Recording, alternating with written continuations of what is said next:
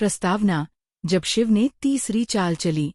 इतिहास में जो लिखा नहीं गया वो छिपा है पत्थरों पर, ताम्रपत्रों में और एक ऐसे नृत्य में जो आज भी ब्रह्मांड की गति को नियंत्रित करता है, शिव का तांडव। 21वीं सदी के भारत में जहां तकनीक ने विश्वास को पीछे छोड़ दिया है, वहीं राम वर्मा, एक इतिहास शोधकर्ता, और सीता मिश्रा, एक पुरातात्विक विज्ञान विशेषज्ञ, अनजाने में एक रहस्य के उस द्वार पर पहुंच जाते हैं जो शिव की तीसरी चाल को खोल सकता है। एक चाल जो समय, प्रेम और संपूर्ण सृष्टि की धारा को बदल सकती है। उनकी खोज कोई सामान्य खोज नहीं, बल्कि शिव द्वारा युगों पहले रची गई एक दिव्य योजना का हिस्सा है, जिसमें प्रत्येक सुराग एक प्राचीन ग्रंथ, मंदिर या कथा में छिपा हुआ है। लेकिन वे अकेले नहीं हैं। त्रिनेत्र नामक एक वैश्विक संगठन इन सुरागों को पहले ढूंढकर अपने लाभ के लिए उपयोग करना चाहता है। मुख्य पात्र डॉ. राम वर्मा, एक युवा इतिहासकार जो आधुनिक सोच और भारतीय मूल्यों के बीच पुल बनाना चाहता है। सीता मिश्रा, पुरातत्व विशेषज्ञ, जो विज्ञान और पौराणिकता का सामंजस्य ढूंढती है। महागुरु अद्वय, एक रहस्यमय मार्गदर्शक जो हर चरण पर राम सीता को संकेत देते हैं। विलियम ग्रेव्स, त्रिनेत्र संगठन का नेता, जो भारत की दिव्यता को हथियाना चाहता है। आरव सुतोलीकर, सरकारी एजेंट, जो लगता है साथ है पर उसकी नीयत संदिग्ध है। अध्याय 1, प्रारंभिक पांडुलिपि। दिल्ली में मिली एक ताम्रपत्र पर लिखा मंत्र। दिल्ली की गर्मियों की शामें जब पत्थर की दीवारों से टकराकर लहूसा गर्म धुआं छोड़ती हैं, तब भी कुछ जगहें ऐसी होती हैं जहां नमी, रहस्य और इतिहास एक साथ सांस लेते हैं। जैसे कि पुराना किला के उस उत्तर पश्चिमी कोने में स्थित वह खुदाई स्थल, जहां खुदाई करने वालों को अक्सर चुप्पी से डर नहीं, आकर्षण होता है, क्योंकि वहां की हर मिट्टी, हर ईंट, हर टूटा हुआ शिलाखंड कुछ कहता है, पर स्पष्ट नहीं, संकेतों में, जैसे कि कोई लुप्त देवता अपने प्राचीन मंत्रों को फिर से जीना चाहता हो। राम वर्मा, 32 वर्षीय इतिहासकार, ऑक्सफोर्ड से पढ़ा हुआ, हृदय से भारतीय और चेतना से वैज्ञानिक, उस शाम उसी खुदाई स्थल पर खड़ा था जहां दिल्ली विश्वविद्यालय के एक दल ने अचानक खुदाई करते समय एक चमकता हुआ, अजीब ढंग से घिसा हुआ ताम्रपत्र निकाला था, जिस पर न कोई तारीख, न कोई स्पष्ट भाषा, पर फिर भी कुछ ऐसा जो शब्दों से अधिक स्पंदन से संप्रेषित होता था, जैसे कि किसी मंत्र का कंपन, जिसे केवल वही समझ सकता है जिसने शिव को किसी जन्म में जिया हो। सीता मिश्रा, पुरातत्व विज्ञान की विशेषज्ञ, चेन्नई से आई हुई, जिसका मन शास्त्रों में नहीं, परंपरा में नहीं, बल्कि उस ऊर्जा में बसता था जो समय से परे जाकर भी सत्य को जकड़े रखती है। जब राम ने उसे ताम्रपत्र की पहली झलक दिखाई, तो उसने ना किसी स्कैनर की मांग की, न ही किसी अनुवादक की।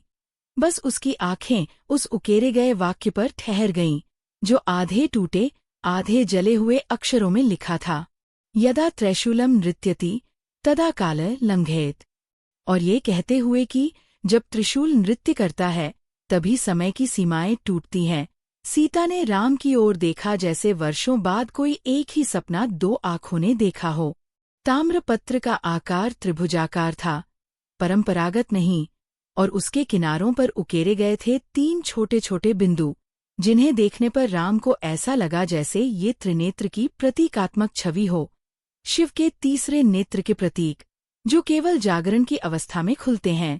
जैसे जैसे सूर्य अस्त हो रहा था, वैसे वैसे ताम्रपत्र पर लिखे मंत्र के चारों ओर कुछ अदृश्य रेखाएं उभरने लगी।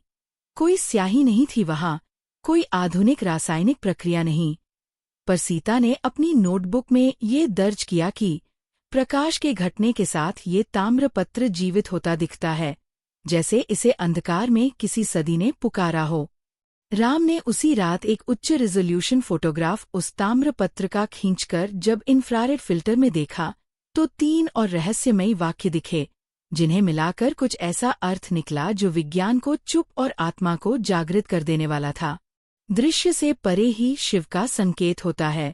जो मंत्र न सुना गया वही ब्रह्मा है। त्रिनेत्र जहाँ टिके वहाँ शिव की चाल आरंभ होती है। सीता ने जब यह सुना तो उसने मुस्कुराते हुए कहा, राम, ये ताम्रपत्र कोई दस्तावेज नहीं, शिव की पहली चाल का आमंत्रण है, और ये वाक्य मंत्र नहीं, शब्दों के पीछे की नाद ऊर्जा है। इस पहली खोज के साथ ही दोनों ने ये तय किया कि वे एक एक सुराग की खोज में निकलेंगे, न केवल ताम्रपत्र के संकेतों को समझने के लिए, बल्कि ये जानने के लिए कि शिव की तीसरी चाल का रहस्य क्या है और क्यों किसी संगठन या शक्ति ने इसे इतिहास से मिटा दिया। किंतु उन्हें ये भी ज्ञात था कि इस यात्रा की हर मंजिल एक हीरे जैसी नहीं होगी, बल्कि कांटों, भ्रमों और धार्मिक राजनीतिक जालों से भरी होगी, क्योंकि यदि यह कोई आम राज होता तो यह कब का दुनिया के सामने आ गया होता। दूसरे दिन जब वे ताम्रपत्र को फिर से प्राकृतिक प्रकाश में देखने के लिए पुराना किला पहुंचे, तब सूरज की किरणें एक विशेष कोण से ताम्रपत्र पर पड़ते ही एक अजीब घटना घटी। ताम्रपत्र के त्रिभुज के केंद्र में एक चित्र उभरा। वह चित्र कोई शब्द या आकृति नहीं था, बल्कि एक प्रसिद्ध नटराज मूर्ति की छवि थी। हाथ फैले, पैर उठाए और अग्निमंडल में नृत्य करता शिव। सीता ने उत्साहित होकर कहा, यह कोई संकेत है, शायद अगला सुराग। राम ने धीमे से कहा, चिदम्बरम मंदिर में नटराज, वही तो वह मूर्ति है जो ब्रह्मांडीय नृत्य को दर्शाती है। क्या अगला सुराग वही है? सीता ने तुरंत अपनी डायरी में लिखा, नटराज की दृष्टि ही बताएगी कि शिव की चाल कहाँ मोड़ खाएगी। और इसी के साथ दिल्ली की धूल में घका हुआ एक पुराना ताम्रपत्र बन गया उस रहस्य की पहली चाबी, जिसकी ध्वनि किसी भी डिजिटल तकनीक से नहीं, केवल श्रद्धा, प्रेम और आत्मा के एकत्व से खोली जा सकती थी। दोनों अगली उड़ान के लिए तैयारी करने लगे। गंतव्य चिदम्बरम मंदिर, तमिलनाडु। शिव की अगली चाल अब नटराज की दृष्टि में छिपी थी, और यह दृष्टि केवल उन्हीं को दिखाई देती है जो भीतर से मौन हो चुके हों। अध्याय 2। नटराज की दृष्टि। चिदम्बरम मंदिर की छत में छिपा एक नक्शा।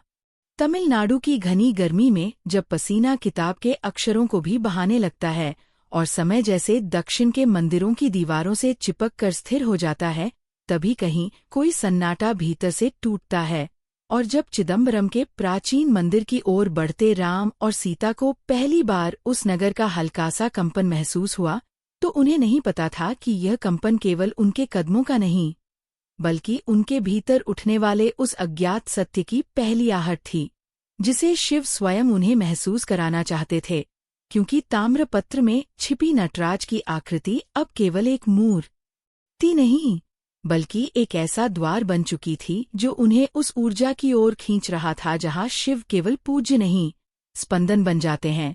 चिदम्बरम मंदिर के भीतर प्रवेश करते ही सबसे पहली अनुभूति थी एक रहस्यमयी शांति की, जो शोर के बीच से निकलकर आत्मा के कोर तक पहुंच जाती है, जैसे हजारों वर्षों की प्रार्थनाएं अब भी उन पत्थरों में गूंज रही थी, जिन पर ना जाने कितने भक्तों ने सिर झुकाया था। और जब राम ने पहली बार मंदिर के मुख्य मंडप में खड़े नटराज की मूर्ति की ओर देखा, तो वह मंत्रमुग्ध हो गया, क्योंकि यह कोई साधारण नृत्य की मुद्रा नहीं थी। यह नृत्य अनंत के आरंभ और समाप्ति दोनों का संकेत देता था। और जब सीता ने धीरे से कहा, ये वही मुद्रा है जो ताम्रपत्र में उभरी थी, देखो इसके पीछे की दीवार पर कुछ असामान्य रेखाएं हैं, तो राम ने गौर किया कि सचमुच दीवार पर एक त्रिकोणात्मक चिन्ह उभरा था, जो सामान्य रोशनी में नहीं दिखता, लेकिन जैसे ही सूरज की किरणें मंदिर की छत के एक विशेष कोण से उस मूर्ति के पीछे की दीवार पर पड़ती थी, वह चिन्ह एक पूरे नक्शे की भांति चमक उठता था। मंदिर के शास्त्रों के अनुसार नटराज का ये मंदिर चिदम्बरम या चेतना का आकाश कहलाता है, और वहाँ की एक मान्यता ये है कि शिव यहाँ केवल नाचते नहीं, बल्कि ब्रह्मांडीय चेतना को अपने स्पंदन से नियंत्रित करते हैं। वहाँ की छतें, खंभे और पत्थर भी किसी संगीत की तरह विन्यस्त हैं, और जब राम ने वहाँ की छत पर बनी गोलाकार काष्ठकला की आकृतियों का सूक्ष्म अध्ययन किया, तो उसे समझ आया कि ये मंदिर केवल पूजा के लिए नहीं, बल्कि एक गुप्त यंत्र की तरह कार्य करता है, जहाँ समय, दिशा और ऊर्जा को एक बिंदु पर लाया जा सकता है। सीता ने मंदिर के एक पुजारी से पूछा, क्या यह नटराज की दीवार पर बना चिन्ह हमेशा दिखता है? पुजारी ने मुस्कुराकर उत्तर दिया, ये केवल एक दिन, वर्ष में एक बार, जब सूर्य अपने दक्षिणायन से उत्तरायण की ओर बढ़ता है, तब यह चिन्ह प्रकट होता है। कहते हैं, उस दिन शिव का नृत्य ब्रह्मांड की लय से जुड़ जाता है, और उस समय जो देखे वही दिशा जान सकता है। राम को याद आया कि वही तिथि 2 दिन बाद आने वाली है, मकर संक्रांति, और उन्हें अब समझ आ गया था कि ताम्रपत्र उन्हें केवल मंदिर तक नहीं, बल्कि सही समय तक पहुंचाना चाहता था, क्योंकि जब शिव की चाल चलती है तो वह काल के साथ चलती है, और यही थी नटराज की दृष्टि, केवल देखने वाला नहीं, समय को जानने वाला। और इसीलिए उन्होंने निर्णय लिया कि वे 2 दिन यहीं रुकेंगे, मंदिर की छत और मंडप का हर बारीक अध्ययन करेंगे, क्योंकि यह नक्शा कोई आधुनिक नक्शा नहीं था, ये नक्शा खगोलिक और आध्यात्मिक दोनों था, जिसमें प्रत्येक रेखा एक तारा, एक मंत्र और एक ऊर्जा बिंदु की ओर संकेत करती थी। मंदिर की छत पर पहुंचने की अनुमति मिलना आसान नहीं था, लेकिन सीता ने अपने पुरातात्विक संपर्कों और सरकारी पहचान का उपयोग कर अनुमति प्राप्त कर ली, और तीसरे दिन सुबह ठीक सूरज की पहली किरण के साथ वे मंदिर की छत पर खड़े थे, जहां से सीधा दृश्य था नटराज मूर्ति की पीठ की ओर। और जब वह पहली किरण उस बिंदु पर पड़ी जिसे पुजारी शिवनेत्र कहते थे, तो अचानक से पूरी छत पर एक दीप्तिमान रेखा चलने लगी, जैसे किसी अदृश्य हाथ ने उसे खींच दिया हो। वह रेखा छत पर बने अष्टकोणीय डिजाइन को पार करते हुए एक कोने में बनी गुप्त आकृति तक पहुंची, जहां अब तक किसी ने ध्यान नहीं दिया था। राम ने कैमरे से वह चित्र लिया, और जैसे ही सीता ने उसे स्कैन किया, उसमें कैलाश पर्वत की एक छवि उभरी। लेकिन ये छवि वर्तमान कैलाश जैसी नहीं थी, बल्कि जैसे किसी प्राचीन समय की, जब कैलाश केवल पर्वत नहीं, ब्रह्मांड की धुरी था। सीता ने कहा, यह नटराज की दृष्टि हमें अगले सुराग की ओर ले जा रही है, और यह संकेत स्पष्ट है। अब हमें उत्तर की ओर जाना होगा, वहां जहां समय रुक जाता है। कैलाश, राम ने धीरे से उत्तर दिया। शिव की दूसरी चाल अब प्रारंभ हो चुकी है। मंदिर की छत से उतरते समय सीता ने पीछे मुड़कर नटराज की मूर्ति की ओर देखा, और एक क्षण को उसे ऐसा लगा जैसे उस मूर्ति की दृष्टि बदल गई हो, जैसे शिव ने उनकी योजना को स्वीकार कर लिया हो, जैसे वह अगली चुनौती के लिए उन्हें आशीर्वाद दे रहे हों। और उस क्षण चिदंबरम की हवाओं में एक अदृश्य नाद गूंजा, जिसे केवल वे दोनों सुन सके, और जिसे सुनने के बाद यह निश्चित हो गया कि उनकी यात्रा अब कोई निजी खोज नहीं रही, बल्कि ये स्वयं शिव द्वारा निर्देशित एक महायात्रा बन चुकी थी। अध्याय 3, कैलाश का कोड, कैलाश पर्वत से जुड़ा प्राचीन संकेत। हिमालय की ओर बढ़ते उस लंबे सफर की शुरुआत में जब राम और सीता ने चिदंबरम मंदिर की सीढ़ियों से नीचे उतरकर उत्तर की दिशा में पहला कदम रखा था, तब उनके मन में केवल एक संकेत था, वह ज्योतिरेखा जो मंदिर की छत पर शिवनेत्र से निकलकर एक गूढ़ चित्र में बदल गई थी। एक ऐसा चित्र जिसमें कैलाश की परछाई थी, लेकिन वह परछाई स्थिर नहीं थी, वह मानो हर क्षण बदलती जाती थी, जैसे शिव की दृष्टि स्वयं उन्हें किसी ऐसे रहस्य की ओर खींच रही हो जो केवल बाह्य पर्वत नहीं, एक आंतरिक शिखर भी था, क्योंकि कैलाश जाना केवल यात्रा नहीं होती, वह एक यज्ञ है, जिसमें यात्री अपने पूर्वग्रह, भय और सीमाओं की आहुति देता है। दिल्ली से काठमांडू और फिर लिपुलेख होते हुए तिब्बत की सीमा में प्रवेश करते समय उनके साथ कुछ माउंटेन गाइड्स, एक पुरातत्व विशेषज्ञ और एक स्थानीय तिब्बती भिक्षु भी जुड़ गया, जिसका नाम था ग्यालत्सेन। वह वृद्ध होते हुए भी आश्चर्यजनक रूप से स्फूर्तिवान था, और उसने सबसे पहला वाक्य जो बोला वह था, कैलाश केवल दिखता है, समझ में नहीं आता, जब तक मन मौन न हो। पर्वत बोलता नहीं। राम ने धीरे से पूछा, क्या ये वही कैलाश है जहाँ शिव निवास करते हैं?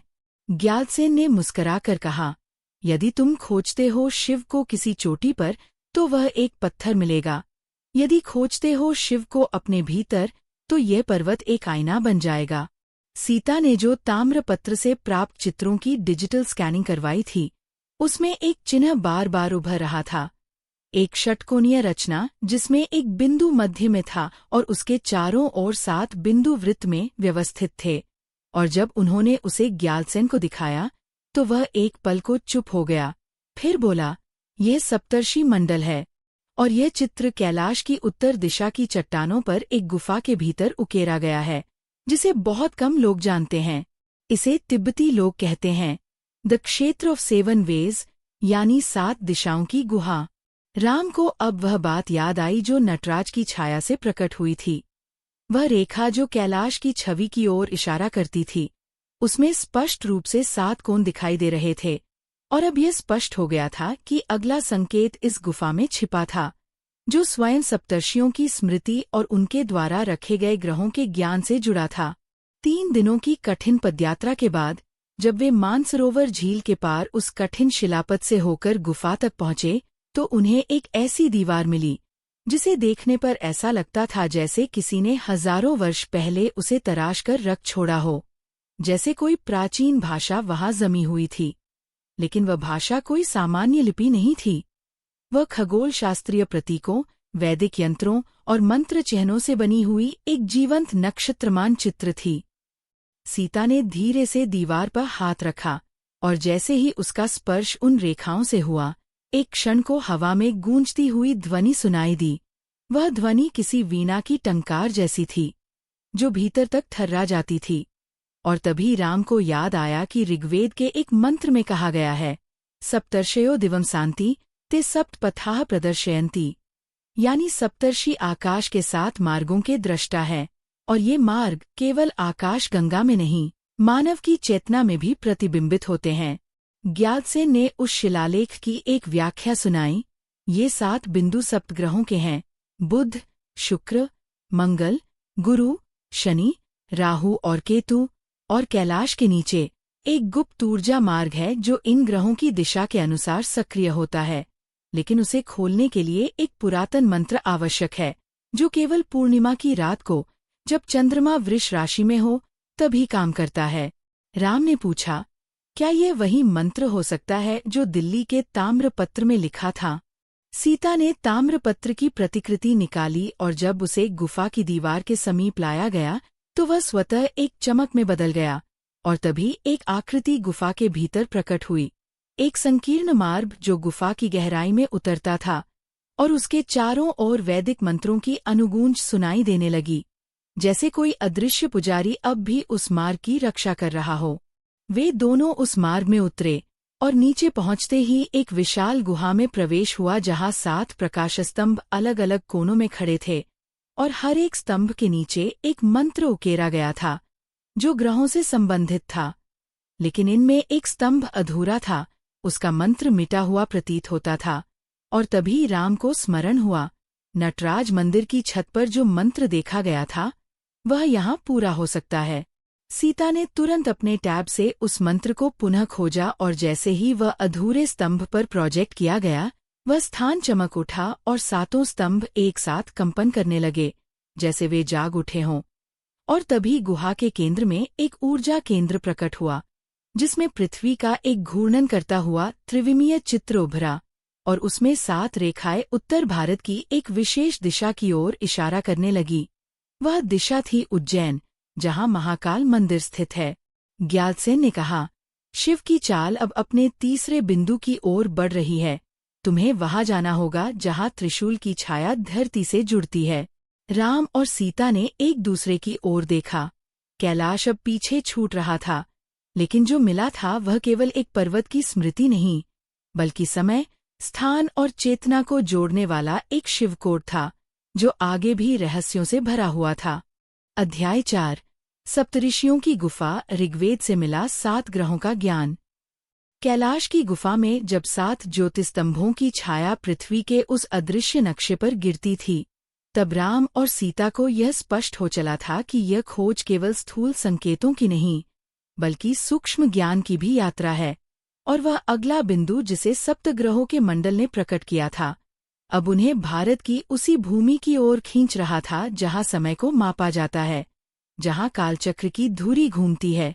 उज्जैन, जो प्राचीन काल में अवंतिका कहलाती थी, और जहां महाकाल की नगरी अब उन्हें अपने भीतर की छाया की ओर ले जाने को आतुर प्रतीत हो रही थी। हवा में बदलती हुई ऊष्मा, शरीर की थकान और मानसरोवर के निर्मल जल की स्मृति अभी तक उनके भीतर थी। लेकिन अब उज्जैन की पथरीली गलियों से गुजरते हुए सीता के मन में एक गूंज उठी। वही मंत्र जो सप्तर्षि मंडल से जुड़ा था, वह अब धीरे धीरे अपने अर्थ खोलने लगा, जैसे कोई ऋषि ध्यानावस्था में उससे संवाद कर रहा हो। और राम को यह अनुभव हुआ कि यह केवल यात्रा नहीं, बल्कि ऋग्वैदिक स्मृति की पुनर्प्राप्ति है। महाकाल मंदिर की भीड़ से अलग एक छोटा सा गलियारा नीचे की ओर जाता था, जिसे अब किसी धार्मिक प्रयोग में नहीं लाया जाता था। लेकिन स्थानीय पुरोहितों का कहना था कि सदियों पहले वहां एक संत तपस्या करता था जो सप्तग्रहों की चाल से मनुष्य के भविष्य और उसके संस्कारों को जोड़ता था। और वही स्थान अब एक गुफा में बदल गया था, जिसके भीतर प्रवेश करने की अनुमति केवल विशेष काल में दी जाती थी। और आज वही क्षण था जब सूर्य और शनि एक विशेष योग में थे। गुफा के भीतर एक शिलालेख था, जिसे प्राचीन ब्राह्मी और वैदिक संस्कृत में उकेरा गया था। और जब सीता ने उसे पढ़ा, तो वह मंत्र उसके उच्चारण से नहीं, उसकी भावना से प्रकट हुआ। क्योंकि ऋग्वेद के वे शब्द समय से परे हैं, वे केवल भाषा नहीं, एक कंपन है जो ब्रह्मांड के 7 स्वरूपों से संवाद करते हैं: बुध, शुक्र, मंगल, गुरु, शनि, राहु, केतु। राम ने ध्यान केंद्रित किया और गुफा की दीवार पर बने सब चक्रों को निहारने लगा। वे सामान्य नहीं थे। हर चक्र में एक सूक्ष्म कंपन था जो उसके शरीर में किसी न किसी ऊर्जा केंद्र को जागृत करता था। यह सब चक्र केवल ग्रह नहीं थे, बल्कि मानव शरीर की 7 अवस्थाएं थे। और तभी गुफा के अंत में एक द्वार दिखाई दिया जो अब तक छिपा हुआ था। जब उन्होंने उस द्वार को खोला, तो वे एक वृत्ताकार कक्ष में पहुंचे। वहां 7 दिए जल रहे थे और उनके नीचे सप्तर्षियों के नाम खुदे हुए थे: अत्रि, वशिष्ठ, कश्यप, गौतम, भारद्वाज, जमदग्नि और विश्वामित्र। और उनके मध्य में एक नक्षत्रमाला रची हुई थी जो सप्तर्षि मंडल की वास्तविक खगोलीय स्थिति को दिखा रही थी। और सीता ने ध्यान से देखा तो पाया कि हर नक्षत्र एक ऋचा से जुड़ा है, और वही ऋचा 7 प्रमुख ग्रहों के साथ एक यंत्र का निर्माण करती है। गुफा की उस गहराई में मंत्रों के उच्चारण के साथ वह यंत्र धीरे धीरे चमकने लगा। और तभी एक पट खुला। उसमें एक ताम्र पत्र रखा था जिस पर लिखा था: त्रिशूल की छाया वहां पड़ेगी जहां समय स्वयं रुकता है। और उसके नीचे एक आरेख बना था जिसमें महाकाल मंदिर की छवि थी। लेकिन उसमें त्रिशूल की छाया किसी विशिष्ट दिन, विशिष्ट समय पर मंदिर की गुफा की एक दीवार पर एक द्वार खोलती प्रतीत हो रही थी। राम ने कहा, यह समय है जब काल की छाया स्वयं शिव की दिशा में गिरे और हम वहां जाए जहां केवल एक क्षण में युगों का संकेत छिपा हो। महाकाल मंदिर की उस दीवार पर जब वे पहुंचे, तो उस दिन सूर्यास्त की रश्मियां त्रिशूल से टकराकर ठीक उसी बिंदु पर पड़ रही थीं, जहां एक लुप्त दरवाजा उभर आया। और जब उन्होंने उसे खोला, तो नीचे एक संकीर्ण सुरंग दिखाई दी जो मंदिर की प्राचीनतम परतों में ले जा रही थी, जहां शायद समय ने अपने पैरों के निशान छोड़ रखे थे। सुरंग के भीतर एक शिला पर उकेरी गई छवि थी, जिसमें शिव त्रिशूल पकड़े हुए खड़े हैं और उनके त्रिशूल की 3 धाराएं आकाश, पृथ्वी और मनुष्य की आत्मा की ओर इशारा करती हैं। और तभी सीता ने देखा कि उन 3 धाराओं के संग एक यंत्र उभरता है, और वह वही सप्त यंत्र था जो उन्हें कैलाश में मिला था। लेकिन अब उसमें एक नवा बिंदु जुड़ गया था, जो एक नए संकेत की ओर इशारा कर रहा था। गुफा की दीवार पर लिखा था, जब सप्तग्रह मिलते हैं त्रिशूल की छाया में, तब एक नया द्वार खुलता है जो भविष्य और अतीत के मध्य सेतु बनाता है। और यह स्पष्ट हो गया कि अगला बिंदु प्रयागराज है, जहां कुंभ के जल में कालचक्र का रहस्य छिपा है। राम और सीता ने महाकाल की उस रहस्यपूर्ण परछाई से बाहर निकलते समय एक दूसरे की ओर देखा। यह कोई साधारण खोज नहीं थी, यह एक संवाद था, मनुष्य, देव और ब्रह्मांड के बीच। और इस संवाद में हर संकेत उन्हें केवल सत्य नहीं, प्रेम के केंद्र तक भी ले जा रहा था। अध्याय 5। त्रिशूल की छाया, उज्जैन महाकाल मंदिर में छिपा ज्योतिर्लिंग संकेत। जब कभी शिव के त्रिशूल की बात आती है, तो लोग केवल 3 धारों की बात करते हैं: सृजन, पालन और संहार की। परंतु जो साधक चुपचाप ध्यान में बैठकर त्रिशूल के साय को भीतर अनुभव कर चुके हैं, वे जानते हैं कि त्रिशूल केवल प्रतीक नहीं, बल्कि एक काल भेदक उपकरण है, जो समय की 3 रेखाओं को एक ही बिंदु पर स्थिर कर सकता है।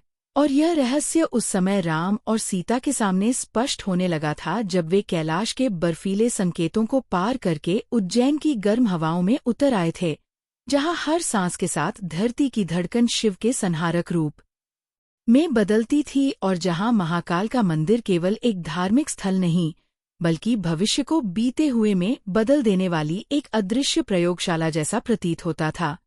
उस दिन उज्जैन में सूर्य अस्त हो रहा था और क्षिप्रा नदी अपनी शांति के बीच जैसे कोई प्राचीन कथा दोहरा रही थी। मंदिर के ऊंचे शिखरों से गूंजते हुए घंटों की ध्वनि मंत्रोच्चारण के बीच एक संतुलित लय में प्रवाहित हो रही थी, और राम की आंखों में उस क्षण नटराज की मूर्ति की वह दृष्टि ताज़ा हो उठी थी जिसे उन्होंने चिदम्बरम में देखा था, जब दीवार की छाया में एक त्रिशूल बना था, और अब वही त्रिशूल यहाँ उज्जैन के महाकाल मंदिर की छाया में कुछ अधिक गहरा, कुछ अधिक जीवंत बनकर उभर रहा था, जैसे ये कोई छवि नहीं बल्कि एक जीवंत द्वार हो जो केवल समय से बाहर जाने वालों के लिए खुलता हो।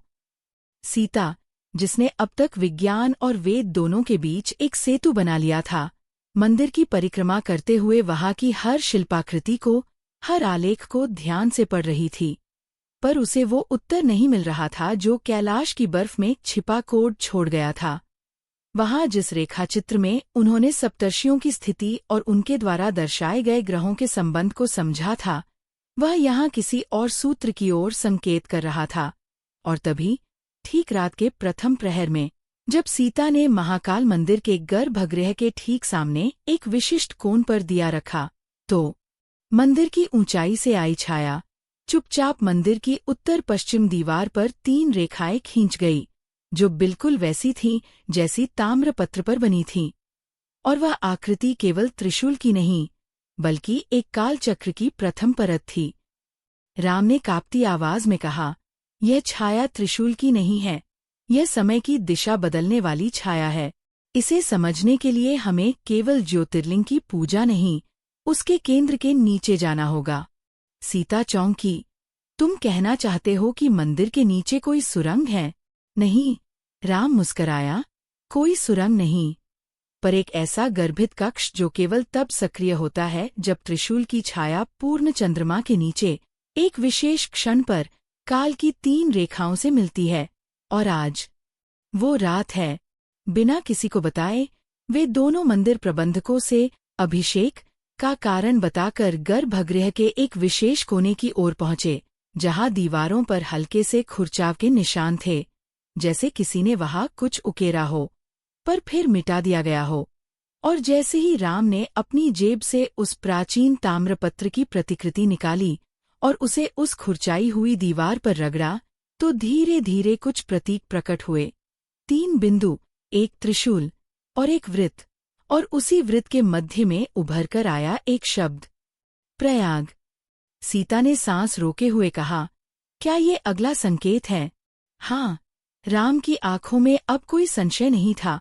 महाकाल की छाया ने हमें जहां भेजा है, वो है प्रयागराज, जहां कालचक्र का सूत्र छिपा है, और जहां कुंभ के स्नान से भी पहले एक महान यज्ञ होता था, जिसमें केवल सप्तऋषि भाग लेते थे, और जिसमें शिव ने स्वयं समय के नियम बदले थे। मंदिर के बाहर रात अब और गहराती जा रही थी, और राम और सीता धीरे धीरे लौट रहे थे, न केवल उज्जैन से, बल्कि एक ऐसी यात्रा से जिसका प्रत्येक चरण उन्हें समय, धर्म और विज्ञान के अदृश्य रेखाचित्र में गहराई तक खींच रहा था।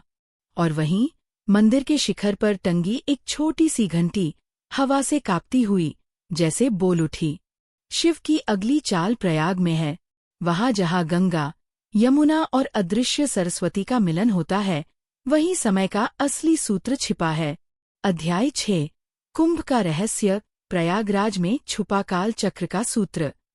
जब प्रयागराज की ठंडी सुबह की हवा संगम के तट से टकराकर राम और सीता के चेहरे पर पड़ती थी, तब उन्हें यह आभास नहीं था कि इस भूमि में केवल गंगा, यमुना और सरस्वती का संगम नहीं होता, बल्कि समय, मृत्यु और अमरता का भी एक अदृश्य मिलन छिपा है, और यही संगम अब उनकी अगली खोज का केंद्र बन चुका था। क्योंकि जिस ताम्रपत्र की शुरुआत दिल्ली से हुई थी और जिसने चिदम्बरम की छत से होते हुए कैलाश के कोड को खोलने में सहायता की थी, वही अब प्रयागराज के प्राचीन किले के नीचे छुपे एक कालसूत्र की ओर संकेत कर रहा था। उनके पास जो मंत्र था, उसमें केवल शब्द नहीं, चक्रों की गति, ग्रहों की चाल और मानव जीवन के उत्थान पतन की गणना छिपी हुई थी। और सीता को जब यह ज्ञात हुआ कि इस मंत्र के कुछ अक्षर कुंभ मेले के समय प्रयागराज में की जाने वाली एक विशेष पूजा से मेल खाते हैं, तब उन्होंने ये निश्चित किया कि उन्हें उसी मार्ग पर चलना होगा जहां यह युगों से दोहराया जाता आया है। और वह मार्ग था माघ मेले के विशेष कालखंड में किया गया महायज्ञ, जो केवल 12 वर्षों में एक बार खुलता है और जिसमें भाग लेने वाले कुछ संतों को ही कालसूत का दर्शन होता है। राम और सीता ने वेश बदला, नाम छिपाए और एक सामान्य तपस्वी और साध्वी के रूप में प्रयागराज के उस पुरातन तंबू नगरी में प्रवेश किया जहां हर कोई कुछ न कुछ खोज रहा था। कोई मोक्ष, कोई ज्ञान, कोई व्यापार और कुछ अमरत्व। मेला केवल दृश्य नहीं था, वह ध्वनि और गंध का संगम था, जहां धूप, चंदन, गंगा की गंध, शंख की ध्वनि और वेदपाठ की गूंज, सब कुछ एक ऐसे जीवित यंत्र की तरह था जो किसी अदृश्य चक्र को गति दे रहा था। और वहीं एक वृद्ध नागा सन्यासी राम के पास आया। उसकी आंखों में एक विचित्र चमक थी, मानो वह उसे पहले से जानता हो, और बोला, कुंभ वह नहीं जो जल में है, पुत्र, कुंभ वह है जो तुम्हारे भीतर है, और काल उसका जल है।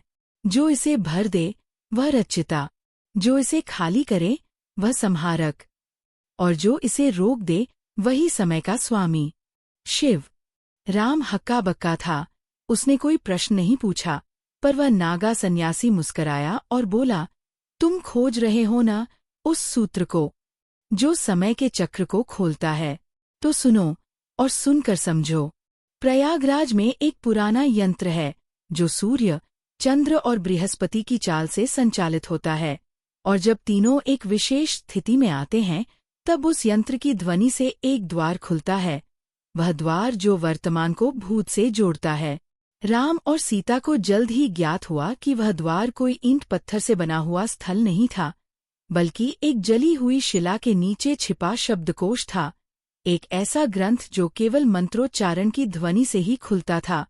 और उसके अंदर लिखा था, जब गंगा उल्टी बहे, यमुना मौन हो जाए और सरस्वती प्रकट हो जाए, वही क्षण है कालसूत्र के जागरण का। सीता ने उसी रात तीनों नदियों के मिलन स्थल पर ध्यान साधा, और जब उसकी चेतना का प्रवाह एक स्वरूपहीन ध्वनि में परिवर्तित हुआ, तब उसे कुछ शब्द सुनाई दिए, कालम, कर्मम, क्रियायाम। और तभी गंगा की लहरों में एक विशेष प्रवाह उत्पन्न हुआ, जिसने उन्हें उस पत्थर तक पहुंचाया जिस पर केवल एक ही शब्द उकेरा था, त्रिनेत्र। वह शब्द शिव का प्रतीक था, पर यहाँ वह एक संकेत था, समय को देखने की तीसरी दृष्टि। और इसी के माध्यम से उन्हें अगले अध्याय की ओर संकेत मिला, जहाँ समय का साक्षात्कार केवल मंत्रों से नहीं, बल्कि शिव और पार्वती के बीच हुए एक गुप्त संवाद से होता है, जो कभी हिमालय की एक गुफा में घटा था, और जिसे केवल कुछ ही योगी पूर्णता से समझ सके थे। अब राम और सीता को अगली यात्रा पर निकलना था, उस संवाद की खोज में जो केवल शब्द नहीं था, बल्कि एक चेतना, एक रहस्य और शिव की तीसरी चाल का अगला पड़ाव था। अध्याय 7, शिव पार्वती संवाद, शिव पुराण से मिला रहस्यात्मक छंद।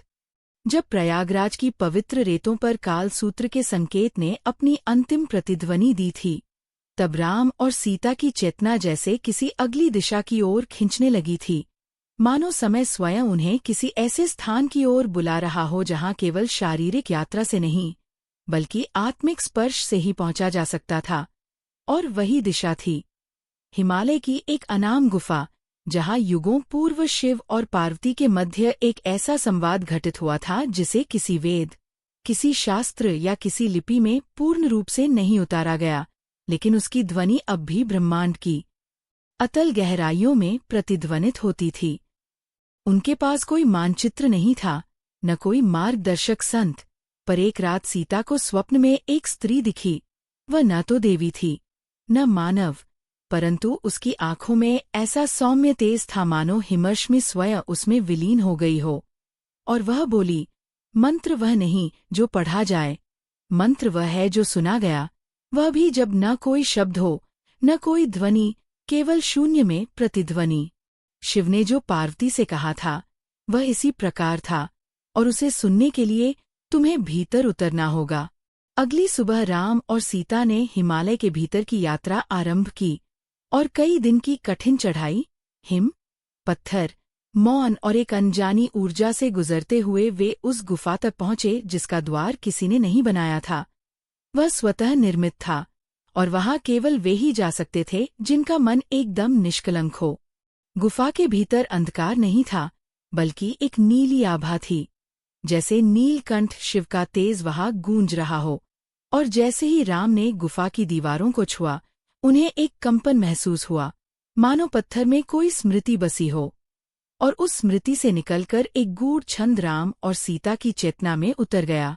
त्रिकालदर्शी न मैं, न तुम, शून्य ही है आदि और अंत का गुमान। जब चेतना हो मौन से परे, तब शिव बोले, मैं वही हूँ जो समय से मुक्त है। वह छंद कोई कविता नहीं थी, वह एक चेतना का अनुभव था। और जैसे ही दोनों ने उसे दोहराया, गुफा की दीवार पर एक आकृति उभरने लगी, शिव पार्वती की एक मुद्रा जिसमें पार्वती शिव के कान में कुछ कह रही थी, और शिव अपनी तीसरी आंख के साथ उस ध्वनि को आत्मसात कर रहे थे। यह आविर्भाव कुछ क्षणों का था, पर उसकी शक्ति राम और सीता की आत्मा में अंश रूप में बस गई थी। गुफा के भीतर एक और मार्ग था, संकरा, गूढ़ और ठंडी ध्वनि से भरा हुआ, जिसमें जाते हुए उन्हें एक बिंदु पर आकर केवल एक दीवार दिखी जिस पर कुछ लिखा नहीं था। लेकिन जब राम ने उस छंद को पुनः उच्चारित किया, तब दीवार पर एक वाक्य उभरा, नागा वंश का प्रतीक वहां मिलेगा जहां जल और वन एक साथ सांस लेते हैं, और जहां शिव ने पहली बार पृथ्वी को अपना कंठ अर्पित किया था। यह संकेत किसी भारतीय स्थान का नहीं था। सीता को तुरंत स्मरण हुआ कि उन्होंने आंकोरवाट की एक प्रतिमा में यही मुद्रा देखी थी, जहां नागों की एक विशाल वंशावली दीवार पर उकेरी गई थी, और वहां शिव केवल एक देवता नहीं, बल्कि समय के धारक के रूप में प्रतिष्ठित थे। अब अगला अध्याय प्रारंभ होना था, नागों की वंशावली, जो केवल वंश नहीं, बल्कि ग्रहों, तत्वों और चेतना की गति को दर्शाने वाला काल मंत्र था। और उसके लिए राम और सीता को भारत की सीमाओं से परे एक नए भूभाग में प्रवेश करना था, कंबोडिया के उस वन में जहां नाग अब भी सांस लेते हैं। अध्याय 8, नागों की वंशावली। कंबोडिया के अंकोरवाट में नाग शिलालेख। जब राम और सीता हिमालय की उस गुफा से बाहर निकले जिसमें शिव और पार्वती के संवाद की ऊर्जा अब भी उनके रोम रोम में गूंज रही थी, तब उन्हें ये भान हो गया था कि अब उनकी यात्रा केवल भारतीय भूगोल तक सीमित नहीं रहेगी, क्योंकि वह वाक्य जो शिला पर उभरा था, जहां जल और वन एक साथ सांस लेते हैं, वह उन्हें उस भूभाग की ओर ले जा रहा था जो भारत की सीमाओं से परे था, परंतु उसकी आत्मा अब भी सनातन थी। और वह स्थान था कंबोडिया का अंकोरवाट, जहां शिलाओं पर समय को उकेरा गया था, और नागों की एक ऐसी वंशावली दर्ज थी जो केवल जातियों की नहीं, बल्कि तत्वों, ग्रहों और ब्रह्मांड की गति की प्रतीक थी। उनके पास कोई टिकट नहीं था, कोई विशेष पासपोर्ट नहीं, परंतु जो मंत्र उन्हें मिला था, वह अब उनके साथ एक अदृश्य प्रवेश पत्र की तरह काम कर रहा था। और जैसे ही उन्होंने बंगलुरु के एक प्राचीन पुस्तकालय से प्राप्त कंबोडिया के एक लुप्त नागवंशी ग्रंथ का नाम नागशेखम उच्चारित किया, वैसे ही एक वृद्ध विद्वान उनके सामने उपस्थित हुआ, जो बोला, तुम दोनों उस रहस्य के उत्तराधिकारी हो जो रावण ने भी नहीं पा सका, और न अर्जुन को मिला, वह रहस्य जिसे केवल नागलोक के संरक्षक जानते हैं, और उसका द्वार अंकोरवाट के दक्षिणी प्रांगण में स्थित है। अगले ही सप्ताह वे वहां थे, विशाल पत्थरों की छाया में, जहां जंगली बेलें अब भी समय को जकड़े खड़ी थीं, और जहां हर दीवार, हर छत, हर स्तंभ पर नागों की आकृति थी, कहीं शांति में, कहीं युद्ध में, कहीं ध्यान में। वहां का मौन वह गूंजता था, और उस मौन में सीता को एक पत्थर पर खुदा मंत्र सुनाई पड़ा। सप्तनागा सप्तलोकाः सप्तधारा सप्तवेदा यत्र भोगिनः निद्रा त्यजन्ति तत्र कालः विश्रांतिम पाता। राम ने मंत्र को दोहराया, और तभी मंदिर की एक दीवार से एक पतली सी रेखा निकलकर जमीन पर गई, मानो एक अदृश्य यंत्र उन्हें किसी द्वार की ओर ले जा रहा हो। और जब उन्होंने उसका अनुसरण किया, तब वे एक गुप्त तहखाने में पहुंचे जहां कोई मूर्ति नहीं थी, कोई दीपक नहीं, केवल एक विशाल नाग की प्रतिमा थी जिसके फनों पर ग्रहों की आकृति उकेरी गई थी। सूर्य, चंद्र, मंगल, बुध, गुरु, शुक्र और शनि, और इन सबके केंद्र में एक छोटा सा त्रिकोण जिसके भीतर लिखा था अनंता भवती चेतना।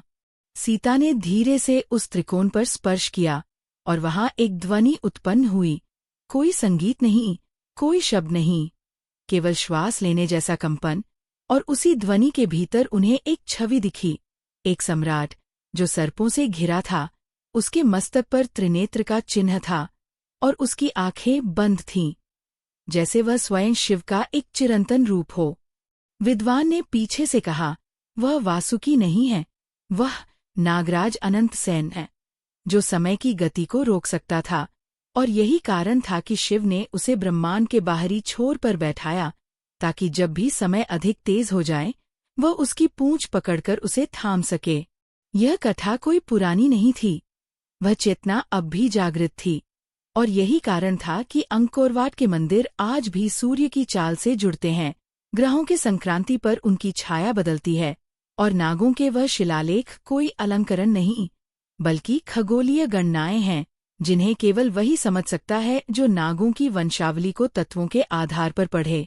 राम और सीता ने जब उन शिलालेखों को ध्यान से देखा, तब उन्होंने पाया कि नागों के कुल 7 प्रमुख वंश है, और हर वंश का संबंध एक विशेष ग्रह से है। वासुकी, शुक्र, शेष, शनि, तक्षक, मंगल, कुलिक, राहु, पद्म, गुरु, कर्कोटक, केतु और अनंत सेन, सूर्य चंद्र की युति। इन वंशों की रेखाएं केवल रेखा नहीं थी, वे सिद्धियों के मार्ग थे। और उन शिलाओं पर एक अंतिम वाक्य लिखा था, जब 7 नाग एक साथ ब्रह्मनाद करें, तब शिव की अगली चाल प्रारंभ होती है। अब राम और सीता को ज्ञात हुआ कि ये खोज केवल इतिहास की नहीं, बल्कि शिव की तीसरी चाल को समझने की ओर बढ़ रहा एक अदृश्य मार्ग था। और वह चाल अगले संकेत में छिपी थी, एक गाथा जो गंगा की गर्जना में दबी हुई थी, एक खगोलीय रहस्य जिसे केवल भागीरथ की कथा को उलटकर ही समझा जा सकता था। अध्याय 9, गंगा की गर्जना, भागीरथ की कथा में छिपा एक खगोलीय रहस्य। जब नागों की वंशावली की अंतिम पंक्ति को सीता ने अपनी हथेली पर छूकर पढ़ा और राम ने उस वाक्य को स्मृति में दोहराया, तब उन्हें ये अनुभूति हुई कि यह यात्रा केवल शिव की चालों को समझने की नहीं, बल्कि उन संकेतों को जोड़ने की है जो अलग अलग कालखंडों में बिखरे हैं। और अगला संकेत जो उन्हें पुकार रहा था, वह उस गाथा में छिपा था जिसे हजारों वर्षों से गाया गया, भागीरथ और गंगा की कथा। परंतु यह वह कथा नहीं थी जो हर कोई जानता है, यह उस कथा का एक अदृश्य आयाम था, जिसे केवल खगोल विज्ञान की आंखों से पढ़ा जा सकता था, और जो कालचक्र के सबसे गुप्त सूत्र को उद्घाटित करती थी। प्रयागराज की तीर्थ भूमि पर, जहाँ त्रिवेणी का संगम होता है, गंगा, यमुना और अदृश्य सरस्वती, वहीं एक पुरानी शिला थी जो सामान्य तीर्थयात्रियों की नजरों से ओझल थी। और उसके ठीक नीचे एक तहखाना था जिसे काल श्रृंखला कहा जाता था, और वहां पहुंचने के लिए राम और सीता को एक विशेष समय की प्रतीक्षा करनी थी।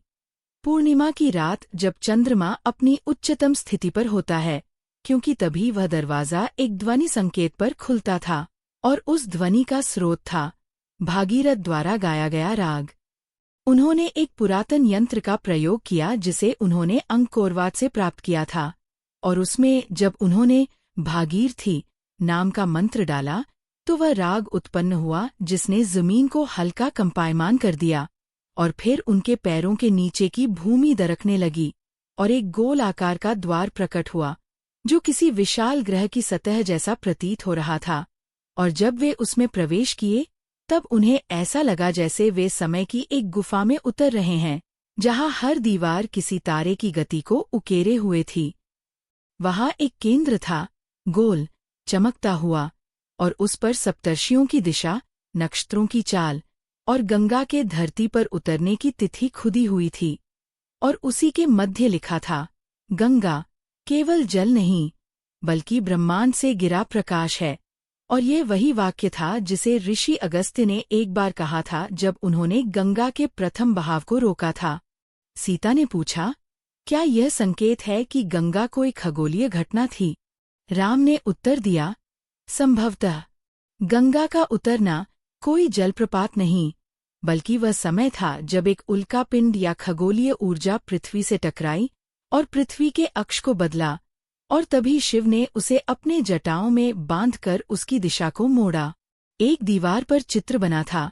शिव ध्यानस्थ थे, उनके सिर पर आकाश गंगा की एक धारा बह रही थी, और उस धारा में ग्रहतारे तैरते दिखाई दे रहे थे। ये संकेत था कि गंगा केवल एक नदी नहीं, बल्कि एक आकाशीय धारा थी, जिसे मिल्की वे गैलेक्सी के प्रतीक रूप में देखा गया।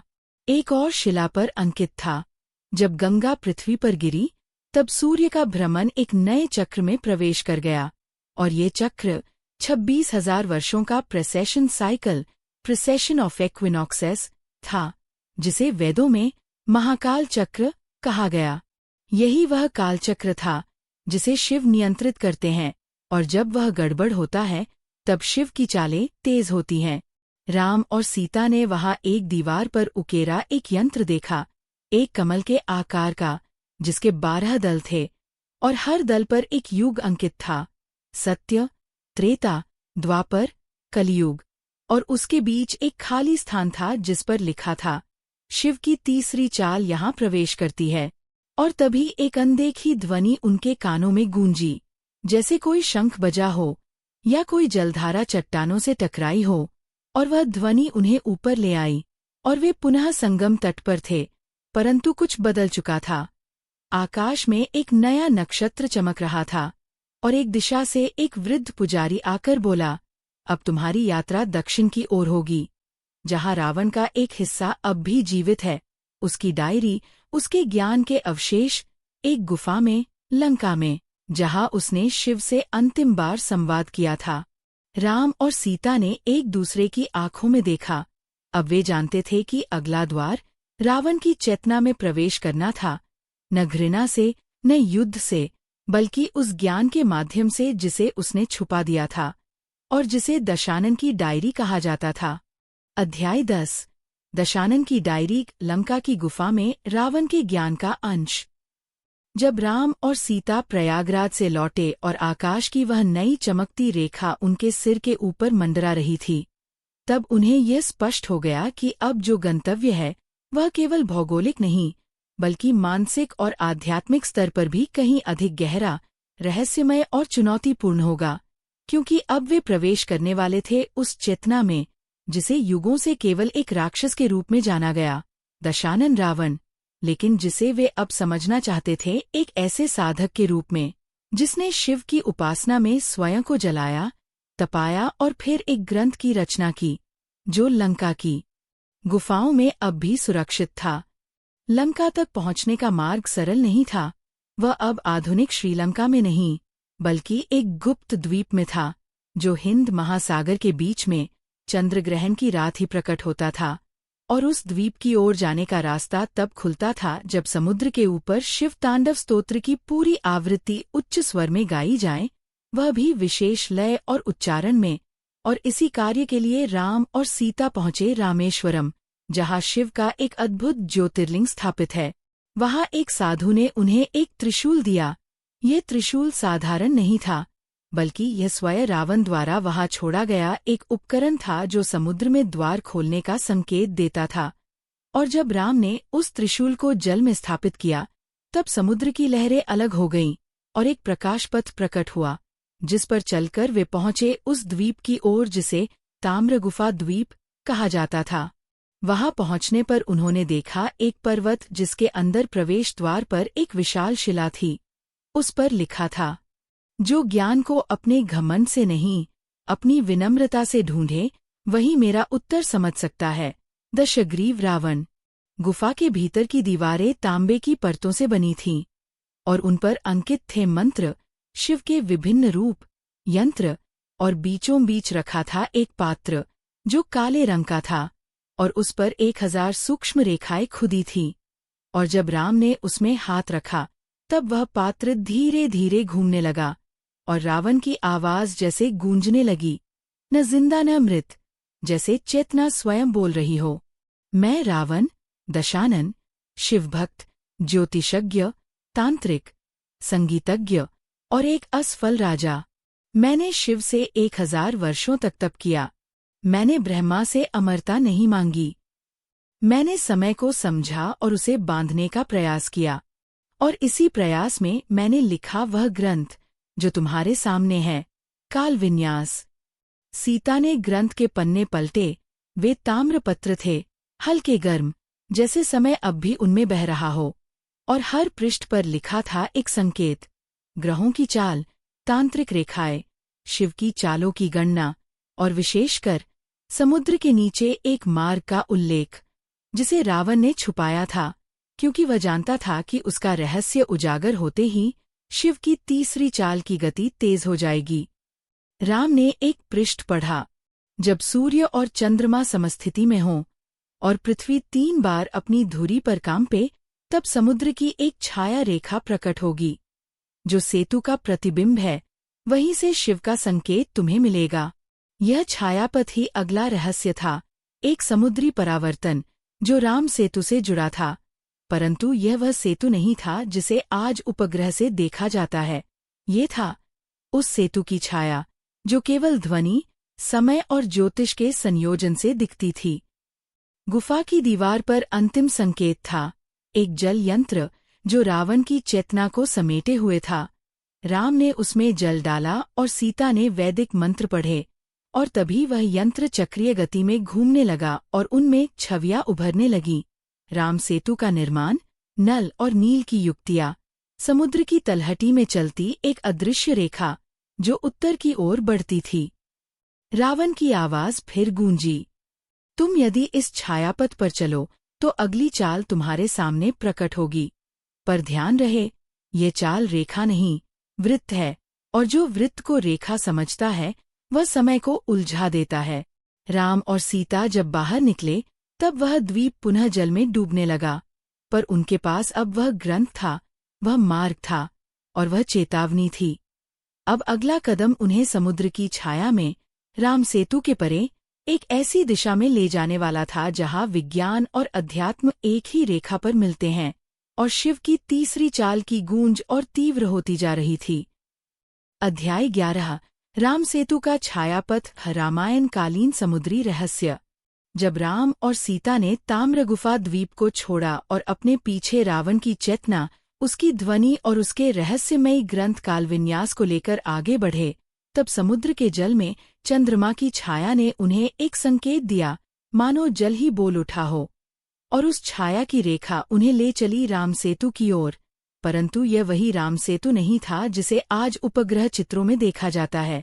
यह था उस सेतु का छायापथ, जो केवल विशिष्ट ज्योतिषीय समय, चंद्रमा और सूर्य के विशिष्ट संयोग में ही दिखाई देता था, और जिसे केवल वही देख सकता था जिसके पास कालविन यास का सही मंत्र हो।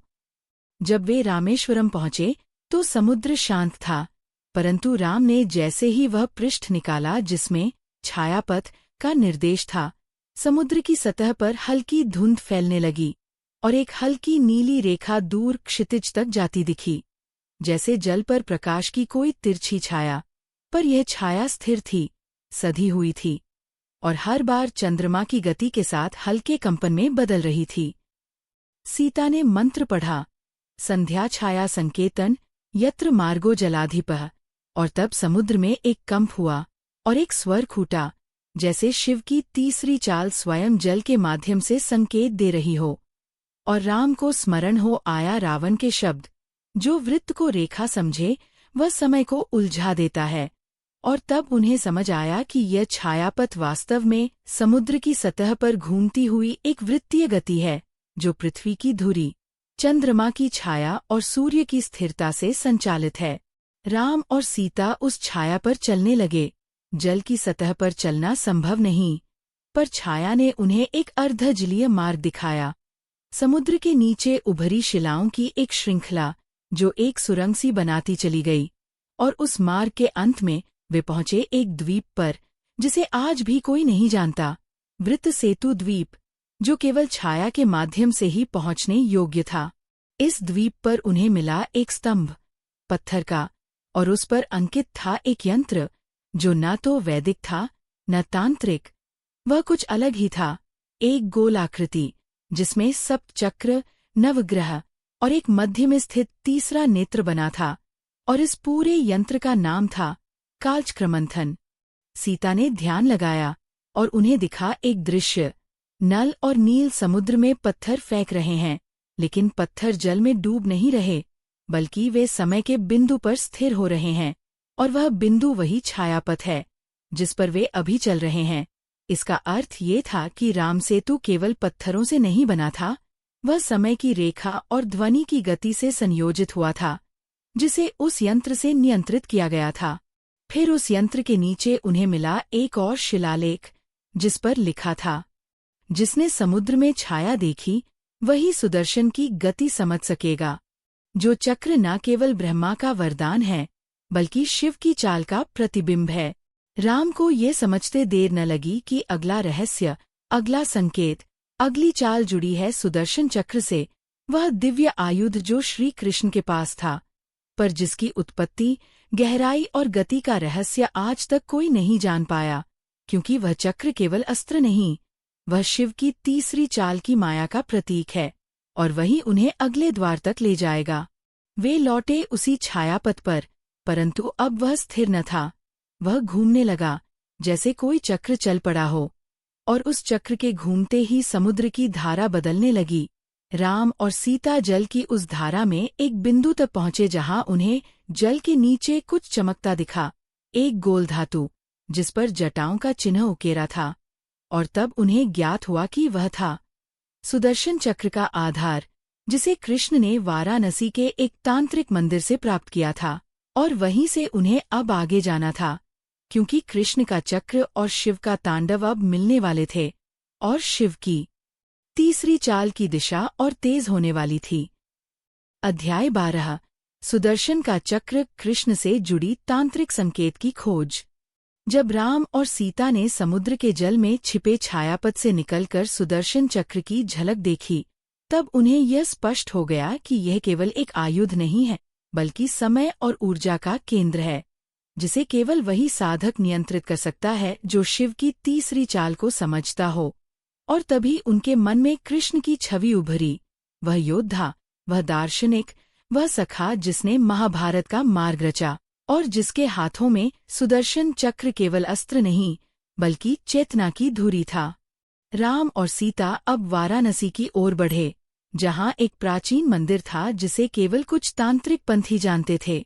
वह मंदिर वारुणी देवी का था, परंतु शिव की अर्धनारी रूपी तांत्रिक शक्ति वहां एक विशेष तिथि पर जागृत होती थी, और उसी दिन चंद्र ग्रहण की रात वहां की शिखा पर एक छाया बनती थी, जो किसी वृत्त के भीतर घूमती हुई प्रतीत होती थी, मानो एक चक्र जो स्थिर नहीं परंतु काल की गति के अनुसार कंपन करता हो। इस मंदिर में उन्होंने एक पुराना अभिलेख देखा, जो संस्कृत और नागरी के मिश्रण में था, और उस पर लिखा था, जो चक्र वाम से घूमे वह युद्ध लाए, जो चक्र दक्षिण से चले वह समय को उल्टे, और जो स्थिर रहे वही सुदर्शन कहलाए। यह वाक्य जितना गूढ़ था उतना ही स्पष्ट भी। ये संकेत था कि सुदर्शन चक्र कोई बाह्य अस्त्र नहीं, बल्कि एक तांत्रिक यंत्र है, जो ऊर्जा, गति और अंतरिक्ष के संयोग से सक्रिय होता है। और तभी राम और सीता ने उस मंदिर के गर्भगृह में प्रवेश किया, जहां एक विशेष गोल आकृति, त्रिवेणी मंडल, भूमि पर अंकित था, और उस पर 7 बिंदु थे, जो सप्तऋषियों के प्रतीक थे, और मध्य में एक शून्य, जो शिव का प्रतीक था। जब उन्होंने काल विन्यास में दिया मंत्र पढ़ा, सुदर्शनाय नमः ज्योतिर्मंडलाय स्वाहा, तब वह मंडल धीरे धीरे घूमने लगा और उसमें से एक नीली रोशनी फूटी और उस प्रकाश में उन्हें कृष्ण की छवि दिखी, गीता का उपदेश देता। परंतु उसके हाथ में सुदर्शन चक्र नहीं था, बल्कि वह चक्र उसकी चेतना के चारों ओर घूम रहा था, जैसे वह उसकी आत्मा का हिस्सा हो। और तभी कृष्ण की आवाज गूंजी, मैंने चक्र नहीं फेंका, मैंने समय को गति दी। मैंने काल को नियंत्रित नहीं किया, मैंने केवल उसे दिशा दी। राम और सीता स्तब्ध रह गए, क्योंकि उन्होंने पहली बार जाना कि सुदर्शन चक्र को धारण नहीं किया जा सकता, वह केवल उनका साथ देता है जो स्वयं काल के पार चले गए हों। और कृष्ण वही थे, एक ऐसे योद्धा जो समय को जीते नहीं, बल्कि उसे साधते हैं। इसके बाद मंदिर की दीवारों पर एक और रहस्य अंकित था, एक तांत्रिक चित्र, जिसमें एक वृत्त के भीतर महाभारत की 18 युद्ध यात्राएं दर्शाई गई थी, और हर यात्रा के केंद्र में एक रेखा जो किसी विशेष स्थान पर जाकर समाप्त होती थी। वह स्थान था कुरुक्षेत्र के उत्तर में एक वन, जिसे आज कोई नहीं जानता, पर शिलालेख पर लिखा था कालगर्भ वटवृक्ष, जहां भीष्म पितामह ने अपनी अंतिम सांसों में एक हस्तलिपि छिपाई थी, जिसे उन्होंने न अर्जुन को बताया न वेदव्यास को।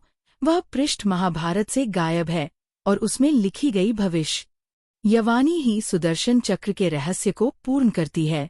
राम और सीता अब तैयार थे उस वन की यात्रा के लिए, जहां उन्हें वह अज्ञात पृष्ठ ढूंढना था, जो काल, युद्ध, चक्र और तीसरी चाल के पूर्ण सूत्र को उजागर करेगा, और जहां शिव का अगला संकेत उनकी प्रतीक्षा कर रहा था। अध्याय 13 महाभारत का अज्ञात पृष्ठ, भीष्म द्वारा छिपाई गई भविष्यवाणी।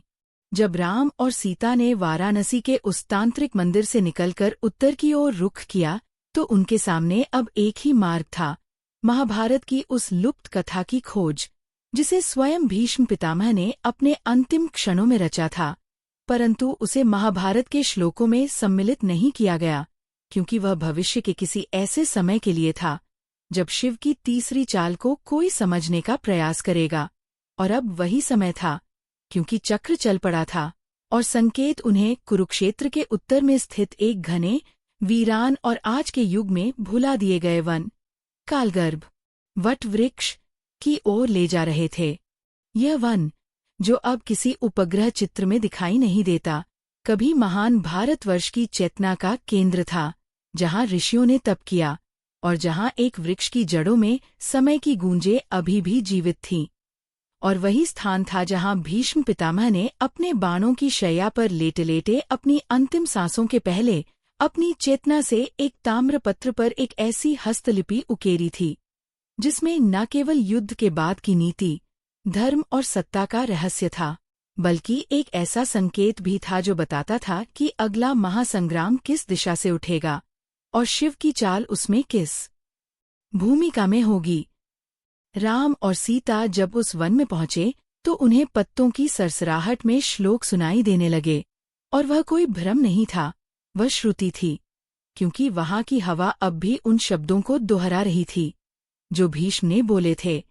और जब वे वटवृक्ष के नीचे पहुंचे तो उन्हें एक गुफा दिखाई दी, बहुत छोटी, पर उसमें एक समाधि जैसी आकृति उकेरी गई थी, और उसके सामने एक चौकोर पत्थर, जिस पर प्राचीन ब्राह्मी में लिखा था, जब कलयुग के बीच शिव की तीसरी चाल चल पड़ेगी, तब यह गाथा जागेगी और सत्य का चक्र दोबारा घूमेगा।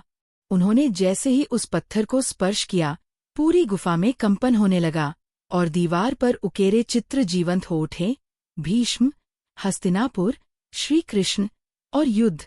परंतु एक चित्र सबसे अलग था, उसमें एक भविष्यवाणी थी, एक पुरुष जो रथ पर नहीं, विमान पर सवार था, उसके चारों ओर अग्निवलय, और उसके माथे पर त्रिनेत्र।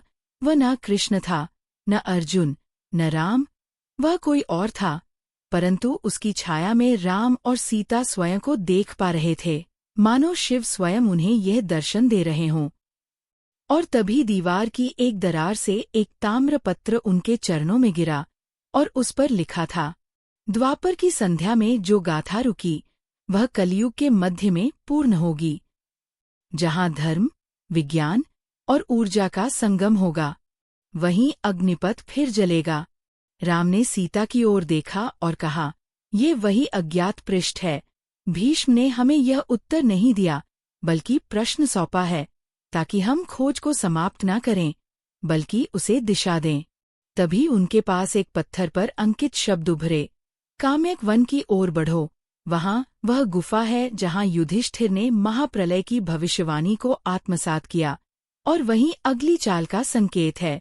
राम और सीता अब उस काम्यक वन की ओर चल पड़े, जहाँ न युद्ध था, न वंश, केवल तप की अग्नि थी, और जहाँ उन्हें अगला द्वार खोलना था। अध्याय 14। काम्यक वन की गुफा, युधिष्ठिर की तपस्या का स्थल। जब राम और सीता ने महाभारत के उस अज्ञात पृष्ठ से आगे की यात्रा शुरू की, तो दिशा स्पष्ट थी। उन्हें अब काम्यक वन जाना था, जो वर्तमान समय में तो एक सूखा, विस्मृत और उपेक्षित भूभाग था, परंतु महाभारत काल में वह न केवल वनवासियों की साधना का स्थल था, बल्कि वह भूमि थी जहाँ स्वयं युधिष्ठिर ने अपने राज्य को खो देने के बाद आत्मबोध की यात्रा की शुरुआत की थी, और जहाँ उन्होंने एक गुफा के भीतर वह तपस्या की थी जिससे उन्हें न केवल धर्म की गहराई का ज्ञान प्राप्त हुआ था, बल्कि ब्रह्मांड के उस रहस्य तक भी पहुँचे थे जिसे समझ पाना सामान्य जन के लिए असंभव था। और आज उसी रहस्य की खोज में शिव की तीसरी चाल को समझने की यात्रा आगे बढ़ रही थी। इस बार राम और सीता किसी विमान से नहीं, बल्कि पैदल यात्रा करते हुए, भूगोल और काल की सीमाओं को पार करते हुए, प्राचीन भारत के उन जल प्रवाहों, पर्वतीय रास्तों और तांत्रिक स्थलों से होते हुए वहां पहुंचे जहां अब कोई नहीं जाता, और जहां हर रात रहस्यमयी ध्वनि सुनाई देती थी, जैसे कोई किसी पुरानी भाषा में श्लोक गा रहा हो। और जैसे ही वे काम्यक वन के भीतर प्रवेश कर रहे थे, चारों ओर की वनस्पतियां, हवा और भूमि में एक गूढ़ स्पंदन दिखाई देने लगा, मानो ये स्थान अब भी समय से परे जीवित था और किसी रहस्य को संजोए हुए था। वन के भीतर उन्हें कई दिनों की खोज के बाद वह गुफा मिली, जिसे धर्मगह्वर कहा जाता था, जो बाहर से तो एक पत्थर के ढेर जैसी प्रतीत होती थी, परंतु जैसे ही राम ने अपने शिवलिंग की अंगूठी उस पत्थर पर स्पर्श की, पूरा ढांचा कांप उठा और सामने एक द्वार प्रकट हुआ। यह द्वार एक साधारण द्वार नहीं था, बल्कि एक यज्ञ वेदी के आकार का था, और उसमें 3 द्वार थे, समय, कर्म और ज्ञान के प्रतीक, और इन्हीं तीनों के समन्वय से वह मार्ग खुलता था जहाँ युधिष्ठिर की आत्मा ने वह शांति प्राप्त की थी, जिसे धर्मराज की उपाधि प्राप्त व्यक्ति को ही छूने का अधिकार था। जैसे ही उन्होंने प्रवेश किया, वहाँ की दीवारों पर स्वयं उकेरे श्लोक दिखने लगे, और उन श्लोकों में युधिष्ठिर की पीड़ा, उसकी पश्चाताप की भावना, और सबसे बढ़कर उसकी वह चेतना प्रकट हो रही थी जो एक ऐसे राजा की नहीं, बल्कि एक तपस्वी की थी जिसने समय के बहाव में धर्म को खोजा, और जिसे एक संकेत प्राप्त हुआ था, एक भविष्य की उस घड़ी का जब शिव की तीसरी चाल का उदय होगा और सृष्टि पुनः अपनी धुरी पर डगमगाएगी। गुफा के भीतर एक स्थान पर एक वृत्त में 7 पत्थर रखे थे, और बीच में एक जली हुई वेदी। वहाँ एक ताम्र पत्र रखा था जिस पर लिखा था, जब समय अपने ही प्रतिबिंब को न पहचान पाए, तब धर्म वह प्रकाश होगा जो सत्य के मार्ग को खोलेगा। राम और सीता ने जैसे ही इस वाक्य को पढ़ा, सामने एक दिव्य दृश्य प्रकट हुआ। युधिष्ठिर ध्यानमग्न स्थिति में बैठे थे, और उनके चारों ओर सप्तऋषियों के प्रतीक खड़े थे। उनमें से एक ने कहा, यह स्थान केवल जानने के लिए नहीं, जीने के लिए है। यहाँ जो भी आएगा, उसे सत्य का भार उठाना होगा। तभी एक गूढ़ कंपन हुआ, और गुफा की छत पर लिखा दिखाई दिया, काशी की दिशा में बढ़ो, जहाँ मृत्यु भी ज्ञान देती है और जीवन भी त्याग से उत्पन्न होता है। वहीं शिव के कपाल मंत्र की पुकार प्रतीक्षा कर रही है। अब राम और सीता को ये समझ आ चुका था कि यह यात्रा केवल संकेतों की नहीं, स्वयं को खोकर उसे पाने की थी, और अगला पड़ाव वह नगरी थी जो काल की राजधानी कही जाती थी, काशी, जहाँ उन्हें अगली चाल के मंत्र और रहस्य मिलेंगे। क्योंकि कपालेश्वर की पुकार अब उन्हें स्पष्ट सुनाई दे रही थी। अध्याय 15 कपालेश्वर की पुकार। काशी में शिव के कपाल मंत्र का रहस्य। जब राम और सीता काम्यक वन की गुफा से बाहर निकले तो उनके मन में एक नई गंभीरता थी, एक ऐसा मौन जो केवल वे ही समझ सकते थे जो समय और सत्य की परछाइयों के बीच भटक चुके हों। और अब उनकी अगली यात्रा उन्हें उस प्राचीन नगरी की ओर ले जा रही थी जिसे कालों की नगरी कहा जाता है, जिसे देवताओं ने भी स्वयं चुना था मृत्यु से मुक्ति के लिए, जहां मोक्ष एक जीवन नहीं बल्कि एक अनुभव है। हाँ, वह स्थान कोई और नहीं बल्कि काशी था, और वहीं उन्हें जाना था, क्योंकि वहीं उन्हें मिलने वाला था शिव का वह रहस्य जिसे कपाल मंत्र कहा जाता है, वह ज्ञान जो केवल मृत्यु की गोद में बैठकर सुना जा सकता है।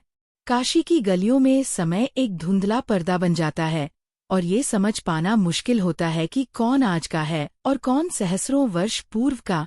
और जब राम और सीता पहुंचे तो उन्हें ऐसा लगा मानो इस नगर ने उन्हें पहले से ही जान लिया हो, जैसे ये दीवारें उनकी प्रतीक्षा कर रही थीं, जैसे हर मोड़, हर घाट, हर मंदिर उनकी कथा का भाग था, और उन्हें अब केवल संकेतों का अनुसरण करना था, जो इस बार कहीं बाहर नहीं बल्कि स्वयं उनके भीतर से प्रकट हो रहे थे। और तभी एक बुजुर्ग संत, जिनकी आंखें गंगा जैसी शांत थीं और स्वर जैसे वेदों से उपजा हो, उन्होंने कहा, जिसे तुम कपालेश्वर की पुकार समझ रहे हो, वह तुम्हारे भीतर की वह प्रतिध्वनि है जो तुम्हें उस द्वार की ओर ले जा रही है जहां शिव ने समय को साधा था, मृत्यु को मोक्ष में बदला था, और जहां केवल वही जा सकता है जिसने जीवन का सबसे कठिन प्रश्न खुद से पूछ लिया हो। संत ने उन्हें मणिकर्णिका घाट से कुछ दूर एक पुरातन शिव मंदिर की ओर इशारा किया, जो अब खंडहर सा प्रतीत होता था, परंतु उसकी दीवारों पर आज भी वह कंपन था जो मंत्र की ध्वनि से उत्पन्न होता है। और वहां राम और सीता को वह द्वार मिला जिस पर केवल एक आकृति उकेरी थी, एक खोपड़ी जिसके भीतर 3 आंखें जली हुई प्रतीत होती थी, और नीचे एक श्लोक, शिवस्य मस्तिष्क ब्रह्मांडस्य नाभि मृत्यु नर्त्यति यत्र, जीवन ध्यान धरे। जैसे ही राम ने उस द्वार पर हाथ रखा, उन्हें लगा जैसे उन्हें स्वयं मृत्यु की अनुभूति हो रही है, और वह द्वार खुला नहीं, अपितु राम और सीता जैसे किसी अदृश्य मार्ग में गिर गए, एक अंधकार में सुरंग जो शरीर से परे थी। और वहां उन्हें एक गुफा के भीतर पहुंचाया गया, जहां शिव का एक रूप विराजमान था, न शांत न रुद्र, बल्कि वह स्वरूप जो तांडव के पश्चात आता है, कपालेश्वर, वह जो समय की राख से ब्रह्मा की खोपड़ी को धारण करता है। और वहीं से वह संवाद शुरू हुआ जो केवल आत्मा और शिव के बीच होता है। शिव की वाणी बिना बोले प्रकट हुई, जैसे हर दिशा बोल रही हो, मैं कपालधारी हूँ, मैं वह हूँ जिसने सृष्टि की संकल्पना से पूर्व नृत्य किया, मैं मृत्यु को पीकर अमरत्व का बीज हूँ, और जो मेरी तीसरी चाल को जानना चाहता है उसे केवल ब्रह्मांड नहीं, स्वयं के भीतर का अंधकार भी देखना होगा। ये मंत्र, यह कपाल मंत्र उसी अंतहीन रात की भाषा है। फिर शिव ने उन्हें एक जलते हुए चक्र की ओर इशारा किया और कहा, यह ब्रह्मांड चक्र है, समय की धुरी, ज्योतिष का केंद्र और ज्ञान का मूल। इसका रहस्य वेदों की अंतिम ऋचा में छिपा है, जो काशी की ही तरह अनादि और अनंत है। जैसे ही वे उस चक्र को स्पर्श करते हैं, उनकी चेतना तेजस्वी हो उठती है, उन्हें दिखाई देने लगते हैं तारे, ग्रह, नक्षत्र, और वह सब कुछ जो केवल ऋषियों को ध्यान में प्राप्त हुआ था। और फिर शिव की अंतिम वाणी, काशी से आगे तुम्हें जाना होगा, वहां जहां वेद की अंतिम ऋचा तुम्हारे उत्तर को जन्म देगी। पर ध्यान रहे, वह ऋचा पढ़ने के लिए केवल बुद्धि नहीं, त्याग चाहिए, क्योंकि वह सत्य केवल प्रेम और तप से खुलता है। अब अगला पड़ाव स्पष्ट था, वेदों की अंतिम ऋचा, और यह यात्रा अब उन्हें ब्रह्मांड के उस कोर की ओर ले जा रही थी, जहां शब्द का जन्म हुआ और जहां शिव की अंतिम चाल की कुंजी छिपी हुई थी। अध्याय 16 वेदों की अंतिम ऋचा ज्योतिष और ब्रह्मांड के रहस्य खोलती। काशी की रहस्यमय गुफा से बाहर निकलने के बाद राम और सीता के मन में एक विचित्र शांति थी, मानो शिव की उपस्थिति अब भी उनके अंतर्मन में थिरक रही थी। और शिव द्वारा दिया गया संकेत, वेदों की अंतिम ऋचा, अब उनकी अगली यात्रा की दिशा बन चुकी थी। और यह यात्रा एक सामान्य मार्ग नहीं थी, क्योंकि वे जिस सत्य की खोज में थे वह ना तो केवल भौतिक था और न ही केवल आध्यात्मिक, बल्कि वह सत्य दोनों के बीच की उस महीन रेखा पर स्थित था, जहाँ शब्द जन्म लेते हैं और ब्रह्मांड आकार ग्रहण करता है। राम को याद आया कि बाल्यकाल में महर्षि वशिष्ठ ने एक बार कहा था कि चारों वेदों की मूल आत्मा केवल अंतिम ऋचाओं में प्रकट होती है, और वे ऋचाएं वे नहीं होती जो केवल उच्चारित की जाए, बल्कि वे अनुभव की जाती हैं, भीतर जागृत की जाती हैं, और जो भी उनका सच्चा अर्थ जान लेता है वह ब्रह्मांड के तंतुओं को अपने भीतर गूंथ लेता है। और अब जब कपालेश्वर ने उन्हें निर्देशित किया था तो यह स्पष्ट था कि यह ऋचा कहीं दूर हिमालय की छाव में किसी ऐसे आश्रम या शिला में छिपी है जहाँ शब्दों से नहीं, मौन से शिक्षा दी जाती है। तप और प्रेम की अग्नि में तपते हुए वे उत्तर की ओर बढ़े और अंततः पहुंचे एक सूक्ष्म गुफा में, जहां एक पत्थर की दीवार पर केवल एक श्लोक उकेरा हुआ था, अग्निर्वृणोत्यर्यमं सूर्य चंद्रम साविव ऋचा सप्तधा ब्रह्मा तेज मोक्षमार्गस्य रहस्यम। यह श्लोक वेद की उस अंतिम ऋचा का हिस्सा था जो 7 दिव्य बिंदुओं की बात करती थी, अग्नि, ऊर्जा, वायु, गति, सूर्य, प्रकाश, चंद्रमा, भाव, पृथ्वी, आधार, आकाश, शून्यता, और अंत में आत्मा, सर्वग्राही चेतना। और जब राम और सीता ने उस श्लोक का ध्यान किया तो उन्हें आकाश गंगा के घूमते हुए पथ दिखने लगे, नक्षत्रों के कंपन सुनाई देने लगे, और ग्रहों के मध्य से एक स्वर फूटा, ज्योतिष वह नहीं जो भविष्य देखे, वह है जो प्रकाश की गति को समझे, और ब्रह्मांड का नृत्य केवल वही देख सकता है जो मौन के भीतर छिपे राग को सुन सके।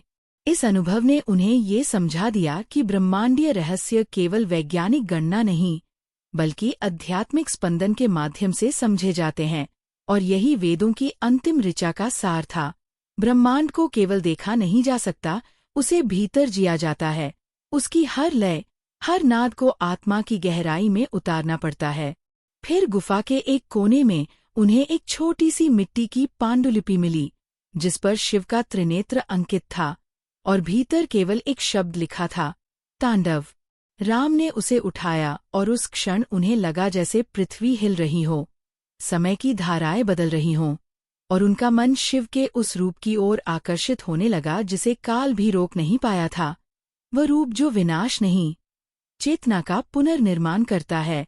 और तभी उन्हें एक आंतरिक निर्देश मिला, अब समय आ गया है शिव के क्रोध और शांति के रहस्य को जानने का, उस तांडव स्तोत्र की नई व्याख्या को समझने का, जो केवल शब्द नहीं, ब्रह्मांड की नाड़ी है।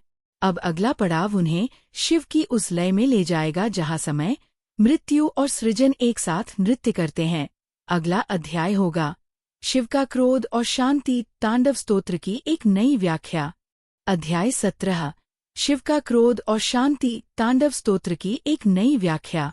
जब राम और सीता ने हिमालय की उस गुफा से अंतिम ऋचा को आत्मसात किया और अपने भीतर के ब्रह्मांड की झलक पाई, तब उन्हें यह आभास हुआ कि अब जो उत्तर उन्हें ढूंढने हैं वे केवल गूढ़ मंत्रों या भौगोलिक संकेतों में नहीं छिपे हैं, बल्कि वे स्वयं शिव की चेतना में समाहित हैं, क्योंकि शिव न केवल समय के पार देखने वाले योगी हैं, बल्कि वह चेतना के विस्तार का वह स्रोत हैं, जहाँ क्रोध, शांति, सृजन और विनाश सब एक ही नृत्य में सिमटते हैं।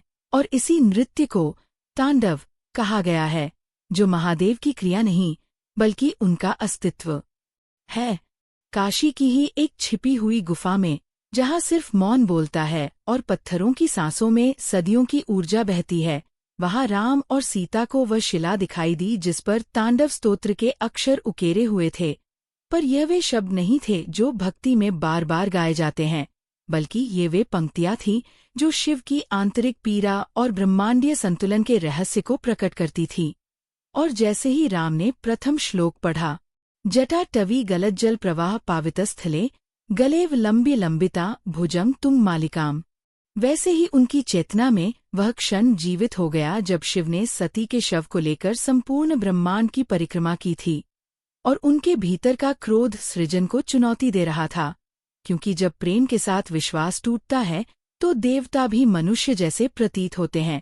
और वही तांडव था जहाँ शिव स्वयं से जूझ रहे थे, जहाँ शांति की खोज क्रोध के जल में डूबकर होती थी। ये तांडव केवल नृत्य नहीं था, यह एक चेतावनी थी। जब मानव अपने मार्ग से भटकता है, जब प्रकृति का संतुलन बिगड़ता है, जब समय अपनी सीमा लांघता है, तब शिव जागते हैं और उनका नृत्य ब्रह्मांड को या तो नष्ट करता है या पुनः निर्मित करता है। और इसी कारण तांडव स्तोत्र को गुप्त रखा गया था, ताकि केवल वही इसे समझ सके जो अपने भीतर के तम को पहचान ले, उसे स्वीकार कर शुद्ध कर सके। तभी उस शिला के पीछे एक छोटी सी चाबी निकली, धातु की बनी, त्रिशूल के आकार की, जिस पर 3 लकीरें अंकित थीं और एक लिपि में लिखा था, त्रिकाल संघ। सीता ने ध्यानपूर्वक उस लकीर को पढ़ा और बोली, त्रिकाल, जो अतीत, वर्तमान और भविष्य को एक सूत्र में बांधता है। यह चाबी न केवल किसी द्वार को खोलेगी, ये समय की परतों को खोलने के लिए है। और त्रिकाल संघ वह स्थान होगा जहाँ समय के तीनों चरण एक साथ मिलते हैं, जहाँ शिव की चाल, तीसरी चाल, आरंभ होती है। राम ने कहा, तो अब हमारी यात्रा उस रहस्य की ओर है जहाँ समय को समेटने वाले 3 मुनि या 3 सूत्रधार हमें अगला संकेत देंगे। और यही होगी हमारी अगली यात्रा, कालांतर की कुंजीट त्रिकाल संघ द्वारा छिपाई गई चाबी। अध्याय 18, कालांतर की कुंजीट त्रिकाल संघ द्वारा छिपाई गई चाबी।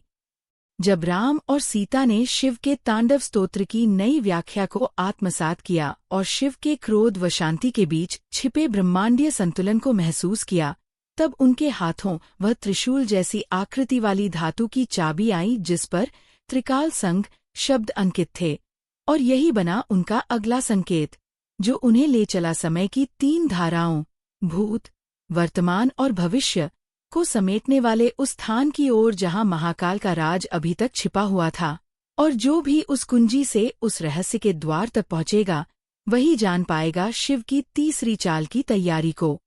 यह चाबी न किसी ताले को खोलती थी, न किसी द्वार को, बल्कि यह एक आंतरिक संकेत थी, एक कंपन जो एक विशेष स्थान पर जाकर ही सक्रिय होती। और वह स्थान था त्रिकाल संघ, जो हिमालय के एक ऐसे दुर्गम शिखर पर स्थित था जिसे न तो कोई साधारण मनुष्य देख सकता था, न ही वहां बिना चेतना की परिपक्वता के पहुंचा जा सकता था, क्योंकि त्रिकाल संघ केवल शरीर से नहीं, आत्मा से प्राप्त होता था। और वहां 3 ऋषि, अत्रि, अगस्त्य और भारद्वाज, 3 दिशाओं से मिलते थे, जिनका ज्ञान समय की 3 धारणाओं को समेटे हुए था। राम और सीता ने जब वहां पहुंचने के लिए गंगा की धारा को उल्टा बहाया, हिमालय की 3 चोटियों पर सूर्य, चंद्र और अग्नि का ध्यान साधा और शिव के पंचाक्षरी मंत्र को भीतर तक जिया, तब एक हल्का कंपन उनके चारों ओर फैला और वे एक ऐसी गुफा में पहुंचे जहां कोई द्वार नहीं था, पर उनकी उपस्थिति से एक शिला खिसकी और वहां एक त्रिकोणीय सभा दिखी जिसमें 3 ऋषि मौन मुद्रा में प्रतीक्षा कर रहे थे, त्रिकाल संघ के रक्षक। ऋषि अत्रि ने कहा, तुम वह हो जो समय की रेखाओं को मोड़ सकते हो, पर उसके लिए आत्मा को पूरी तरह से शून्य करना होता है, और जो यह कर सके वही शिव की तीसरी चाल को पहचान सकता है, क्योंकि वह चाल कोई भौगोलिक घटना नहीं, बल्कि एक चेतन प्रक्रिया है। ऋषि अगस्त्य ने कहा, यह कुंजी शिव के भीतर की ऊर्जा को खोलती है, जिसे कालांतर कहा जाता है। वह समय जो हर युग के बाद आता है, जब सब कुछ नष्ट हो जाता है और पुनः कुछ जन्म लेता है। इसे पहचानना ही शिव को पहचानना है। और फिर ऋषि भारद्वाज बोले, इस कुंजी से जो द्वार खुलेगा, वह एक भविष्यवाणी का द्वार होगा, जिसमें शिव का तीसरा निर्णय छिपा है। और अगर तुम उस निर्णय तक पहुंच सको, तो वह युग बदलेगा, जहां अतीत की गलतियां वर्तमान को नहीं खाएंगी। फिर उन्होंने एक अग्नि कुंड की ओर संकेत किया, जहां उस त्रिशूल चाबी को रखकर मंत्रोच्चार करने पर एक प्रकाश पुंज उठा, और वह प्रकाश एक ओर से एक नया द्वार बनाता गया, जिसमें समय के 3 स्वरूप घूमते हुए दिखाई दिए, बालक शिव, तपस्वी शिव और तांडव करते रुद्र। और जैसे ही वह द्वार खुला, राम और सीता को अपने भीतर एक कंपन हुआ और एक नई चेतना के साथ उन्होंने उस द्वार में प्रवेश किया। उस द्वार के पार जो स्थान था वह शून्य था, न दिन, न रात, न दिशा, न गति, केवल एक चेतना, और वहां एक पत्थर पर अंकित था, तीसरी चाल शुरू हो चुकी है। यह वह चाल है जो समय को पलट सकती है। अध्याय 19। तीसरी चाल की शुरुआत, शिव की वह चाल जो समय को पलट दे। जब राम और सीता ने त्रिकाल संघ की गुफा से वह चेतना प्राप्त की जो उन्हें समय की सभी सीमाओं से परे ले गई, तब उन्हें यह आभास हुआ कि शिव की तीसरी चाल केवल भूत या भविष्य को बदलने की कला नहीं है, बल्कि यह वह क्षण है जहां मनुष्य की चेतना स्वयं काल बन जाती है और उसे ये शक्ति मिलती है कि वह युगों के प्रवाह को एक नए मार्ग पर मोड़ सके। परंतु इस मार्ग को चुनने की कीमत केवल बलिदान से चुकाई जा सकती है, और यह बलिदान ऐसा होगा जो प्रेम, भक्ति और समर्पण से परिपूर्ण हो। जैसे ही वे उस शून्य लोक से बाहर निकले जहां समय ठहरा हुआ था, उन्हें एक अंतिम संकेत मिला, एक ज्योति जो स्वयं प्रकट होकर बोली, अब तीसरी चाल का प्रारंभ हो रहा है।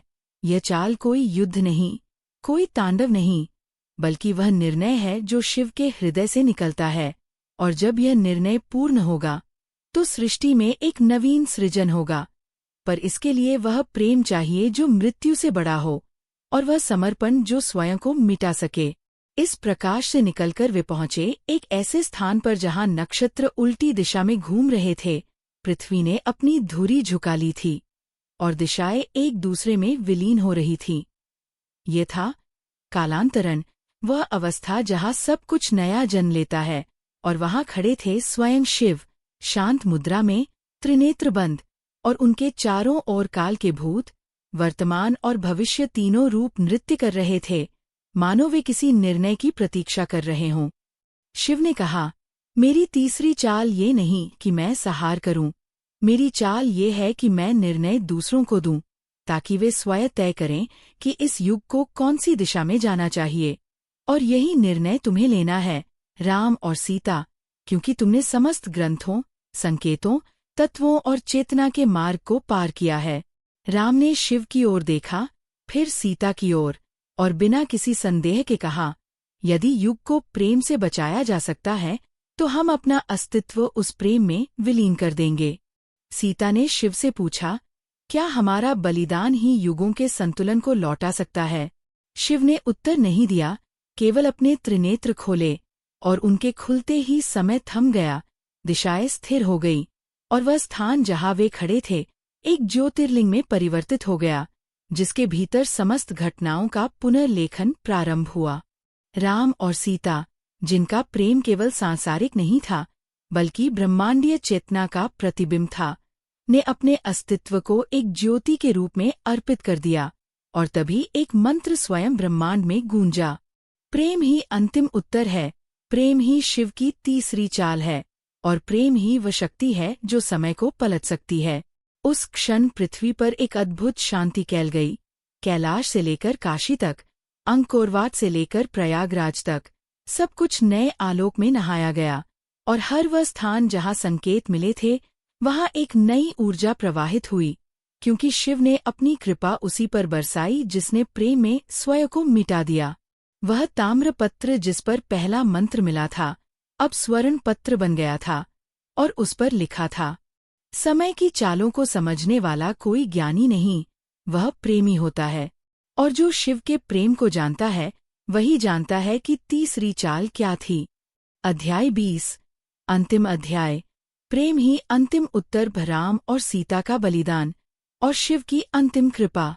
जिस क्षण शिव ने अपने त्रिनेत्र खोले थे उस क्षण से समय की धाराएं मानो एक नए पथ पर बहने लगी थी, और वह पथ कोई स्थूल मार्ग नहीं था बल्कि चेतना के उस स्तर पर ले जाने वाला था जहां केवल प्रेम, समर्पण और करुणा का साम्राज्य होता है।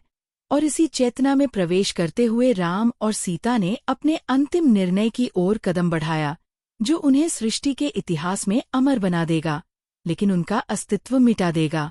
शिव की आंखों से निकली ज्योति जब धरती पर गिरी तो हर जीव, हर ऋषि, हर शिला, हर जलधारा उस चेतना को अनुभव करने लगी, मानो ब्रह्मांड की आत्मा ने उनके हृदय में उतरकर उन्हें एक संदेश दिया हो।